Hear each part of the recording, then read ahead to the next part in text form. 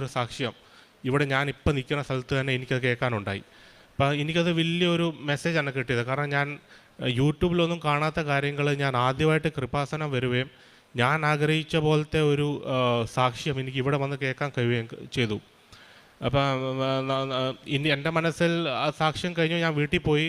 പക്ഷേ എൻ്റെ മനസ്സിൽ കുറേ ആകുലതകളും കുറേ ടെൻഷനും കുറേ സംശയങ്ങളുണ്ട്. ഇനി പത്രം ഞാൻ എങ്ങനെ കൊടുക്കുമെന്ന്. കാരണം ഞാൻ നേരത്തെ പറഞ്ഞു ഞാൻ ബാംഗ്ലൂരിൽ നിന്നാണ് വരുന്നത്.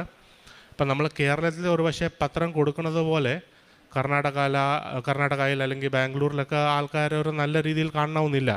അപ്പോൾ എൻ്റെ മനസ്സിൽ കുറേ ഡൗട്ടുണ്ട്. ഞാൻ ആരോടൊക്കെ ചോദിച്ചു പത്രത്തിൻ്റെ കാര്യം, അവരൊക്കെ എന്നോട് പറഞ്ഞു ഒരിക്കലും പത്രം കൊടുക്കല്ലേ. കാരണം ചിലപ്പം കേരളം പോലെയല്ല, നമ്മൾ മറ്റു സ്റ്റേറ്റിൽ പോയി കഴിഞ്ഞാൽ അവിടെ പത്രം കൊടുത്തു കഴിഞ്ഞാൽ ചിലപ്പോൾ പോലീസ് കംപ്ലയിൻറ്റ് വരെ വന്നെന്നിരിക്കും. ചിലപ്പം വേറെ കുറേ ക്രിസ്ത്യൻസ് പത്രം കൊടുക്കുമ്പോൾ അറിയാമല്ലോ ആൾക്കാർ ഏതൊക്കെ രീതിയിലാണോ വ്യാഖ്യാനിക്കണമെന്ന്. പക്ഷേ ഒരു സ്ഥലത്ത് എന്നോട് പല ആൾക്കാർ ഇങ്ങനെ പറയണു, എന്നാൽ മറുഭാഗത്ത് ഞാൻ നേരിട്ട് കേട്ട സാക്ഷ്യം അതിൻ്റെ ഉപരി വേറെ ഒന്നുമില്ല. കാരണം അപ്പോൾ എനിക്ക് മനസ്സിലായി ഞാൻ ഒരു മാതാവ് എനിക്ക് നേരിട്ട് തന്ന ഒരു മെസ്സേജാണിത്. അതായത് ഞാൻ പത്രം കൊടുക്കണമെന്ന് പറഞ്ഞിട്ട്. അപ്പോൾ ഞാൻ എവിടെ പത്രം കൊടുക്കണം, എങ്ങനെ പത്രം കൊടുക്കണം, അപ്പോൾ അങ്ങനത്തെ കുറേ ഡൗട്ട്സ് ഉണ്ടായിരുന്നു. അപ്പോൾ ഈ ഡൗട്ട്സ് ഞാൻ എങ്ങനെ ക്ലിയർ ചെയ്യും, അതൊരു വലിയൊരു ഡൗട്ടായിരുന്നു എൻ്റെ മൈൻഡിൽ.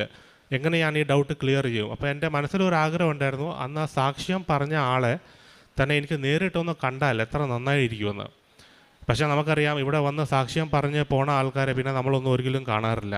അതല്ലെങ്കിൽ പിന്നെ അത്രയ്ക്ക് പരിചയമുള്ള ആൾക്കാരാണെങ്കിൽ അല്ലാതെ നമ്മൾ പിന്നെ ഇവരൊന്നും പിന്നെ ഒരിക്കലും അവർ കാണാറില്ല. അവരവരുടെ നാടുകളിൽ പോകും. അത്ഭുതമെന്ന് പറയട്ടെ, ഞങ്ങളുടെ ഇടവപ്പള്ളിയിൽ തന്നെ ഞാൻ ഈ സെയിം ആളെ തന്നെ അവിടെ കാണുകയുണ്ടായി.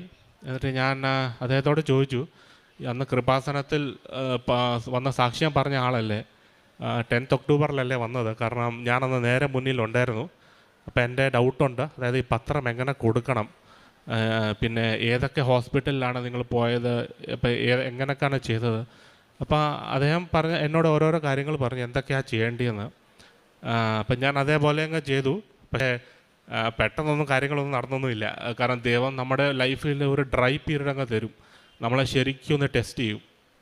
അതായത് നമ്മൾ ചിലപ്പോൾ ചില കാര്യങ്ങൾ കോപ്പി പേസ്റ്റ് ചെയ്താലും പെട്ടെന്ന് തന്നെ കിട്ടണമെന്നൊന്നുമില്ല. ദൈവം നമ്മളെ ശരിക്കും ഒന്ന് ടെസ്റ്റ് ചെയ്യും.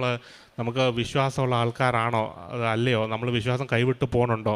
പക്ഷേ ഞാൻ കൈവിട്ടില്ല.